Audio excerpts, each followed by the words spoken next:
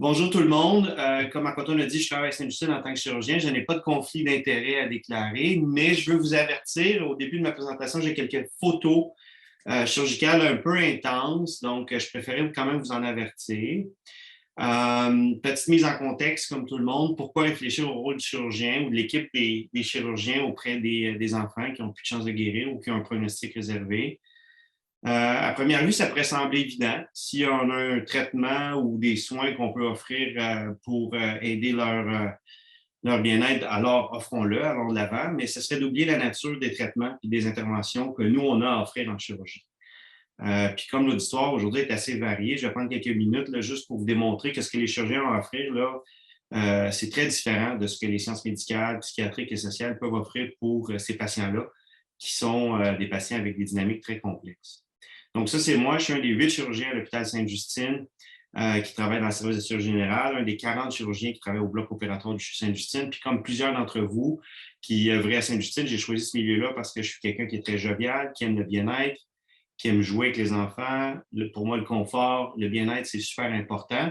Et donc, je me retrouve beaucoup à Sainte-Justine. Pour moi, c'est parfait ce milieu-là. Cependant, je suis chirurgien. Puis, tôt ou tard, un chirurgien a beau considérer toutes les facettes d'une complexité, tôt ou tard, il faut couper. Tôt ou tard, il faut diviser. Puis, ben, ça, c'est quand même assez majeur euh, comme je vous dirais, c'est l'essence même de ce qu'on a à offrir. C'est invasif comme traitement.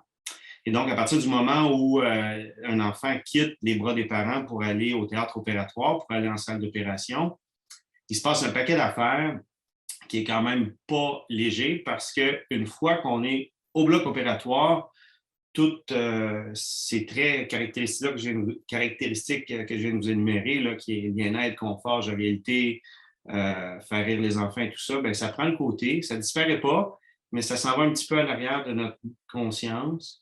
Puis là, on tombe dans un milieu qui est froid, au sens physique, mais aussi au sens de l'ambiance. On est souvent très, très concentré, on a des objectifs très, très précis et les enfants sont placés dans des positions euh, très, très spéciales pour de longues périodes de temps. Les enfants sont séparés de leurs parents, sont instrumentalisés, ils deviennent un petit peu finalement des objets ou des sujets sur lesquels on va essayer d'atteindre un objectif précis.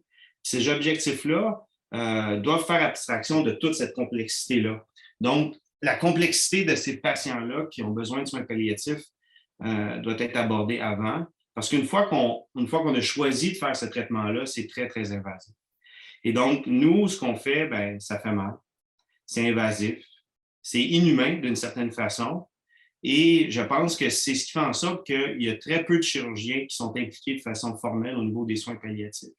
Puis quand moi, je vois des photos comme celle-là, en fait, je suis excité, je suis stimulé, je suis intéressé. Je me souviens de chacune des photos que je vais vous montrer. C'est des patients et des situations dans lesquelles je pourrais vous nommer les détails tout de suite, parce que c'est ce qui nous allume, nous les chirurgiens, c'est d'atteindre des objectifs hyper précis qui sont parfois euh, qui détonne beaucoup avec la complexité de ce qu'on pourrait considérer lorsqu'on parle d'une approche multidisciplinaire en soins palliatifs.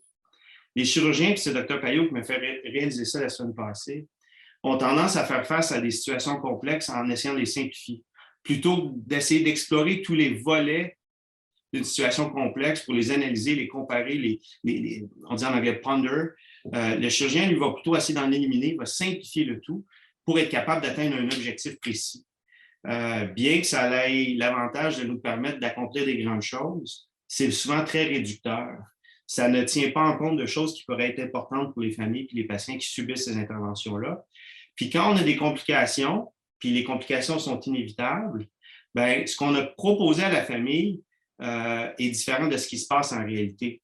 Et en bout de ligne, le chirurgien, l'équipe chirurgicale, l'équipe du bloc opératoire retournent chez eux à chaque soir, mais les familles, eux, peuvent vivre à travers des complications puis des moments beaucoup plus difficiles que ce qu'on s'attendrait, ou du moins beaucoup plus difficiles puis beaucoup moins supportables que ce qu'on leur avait laissé miroiter au début. Et donc ça, c'est un sujet, moi, qui m'intéresse depuis quand même pas mal longtemps, puis je me suis beaucoup penché sur la littérature pour essayer d'identifier c'est quoi les obstacles, qu'est-ce qui fait qu'un chirurgien puis les soins palliatifs, ça ne travaille pas très souvent ensemble. Puis il y a plusieurs facteurs, je n'aurai pas le temps de passer à travers tout ceux-là. Celui que je vous ai illustré à travers les différentes photos que je viens de vous montrer et celui qui est selon moi le plus important, c'est que nous, ce qu'on propose, c'est des traitements agressifs, des traitements invasifs qui peuvent causer de la douleur, qui peuvent entraîner des difficultés autant au niveau psychologique, respiratoire, mobilité, et ainsi de suite. Et donc, pour un patient qui pourrait avoir un équilibre d'atteint, de risquer cet équilibre-là pour des gains qui sont incertains, je pense que ça nécessite beaucoup, beaucoup de considération.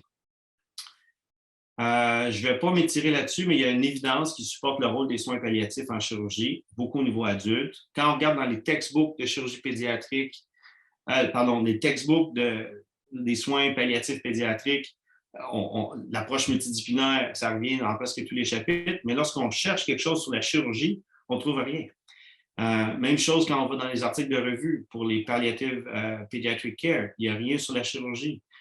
Dans les textbooks de chirurgie pédiatrique, il n'y a rien sur les soins palliatifs. Et en 2019, ce textbook-là est sorti, Surgical Palliative Care. On ne parle pas du tout des volets pédiatriques non plus. Donc, pour faire un premier pas dans la reconnaissance de ces liens-là qui peuvent exister entre la chirurgie et les soins palliatifs, on a fait une étude qui visait à principalement identifier les enfants qui auraient besoin de chirurgie en fin de vie.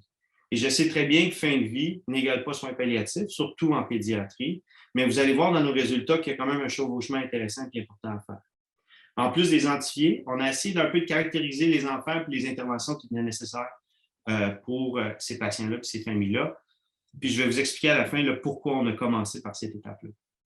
Donc, sur une période de 7 ans, de 2009 à 2016, on a identifié tous les patients qui ont eu besoin d'une chirurgie dans les 6 mois qui précédaient leur décès. On a trouvé tous ces patients-là grâce aux archives du CHU Sainte-Justine, mais surtout grâce à la banque de données, la base de données qui avait été maintenue par l'unité des soins palliatifs pédiatriques, là, entre autres Lisanne et Audrey, qui avaient gardé un suivi de tous les patients qui avaient côtoyé au fil du temps. Puis de façon surprenante ou pas, dépendamment de quel angle on prenait ça, on a identifié 83 patients sur cette période-là, dont 66 étaient connus par les soins palliatifs à l'époque. Puis presque 200 procédures ont été effectuées au bloc opératoire, sur anesthésie générale, dans les 6 derniers mois de vie. Donc, c'est quand même pour nous une réalisation que l'enjeu existe, puis qu'on doit prendre du temps pour mieux le comprendre, le mieux le caractériser, pour être capable d'améliorer notre support pour ces familles-là. Donc, on peut voir aussi que la majorité des patients, c'est des patients d'oncologie, puis pour moi, c'est un des champs d'intérêt particulier. Puis quand on regardait un peu plus dans les détails de qui étaient ces patients-là, qui ont eu des chirurgies, puis comment les choses ont évolué, on peut voir que, je pense que c'était dans une des diapos précédentes, l'âge moyen du décès est environ de 6 ans. Les causes de décès étaient majoritairement des progressions oncologiques ou des complications infectieuses, mais il y a quand même plus que 10% de patients qui sont décédés de complications chirurgicales. Et ça, c'est majeur parce que peut-être, mais on ne l'a pas cherché, on n'a pas été capable de l'identifier parce que ce n'est pas documenté. Est-ce que cette possibilité-là, est-ce que cette éventualité-là avait été mentionnée aux familles avant d'aller de l'avant? Je ne le sais pas, mais c'est quelque chose qui m'intéresse énormément. Le tableau que je vous présente ici, je vais vous le résumer rapidement, mais essentiellement, on a essayé de regarder quels étaient les objectifs des interventions qui avaient été pratiquées. Et c'est là qu'on va beaucoup toucher le palliatif. On voit que près que 60% de nos patients ou des interventions qui avaient été pratiquées étaient à visée palliative, soit pour faciliter les soins qui étaient donnés aux patients ou soit pour soulager les symptômes que les patients avaient. Mais un patient sur 5 a eu une intervention à visée diagnostique, puis un patient sur 5 à visée curative. Donc, ces patients-là aussi représentent une proportion importante de notre cohorte. Puis on peut voir que plus de la moitié de nos patients ont eu une chirurgie au bloc opératoire dans leurs 3 derniers mois de vie. Donc, j'avais énormément de diapositives. Là, je suis passé de 70 à 20, je pense. Là, donc, ça me fera plaisir éventuellement d'en discuter davantage, mais on a trouvé beaucoup d'informations pour essayer de mieux comprendre qui étaient ces patients-là. Mais par souci de temps, parce que je vois que je dépasse déjà mon 10 minutes, je vais aller à un peu nos analyses puis nos conclusions. Donc, l'implication des chirurgiens dans les 6 derniers mois de vie d'un patient, interventions qui ont été pratiquées.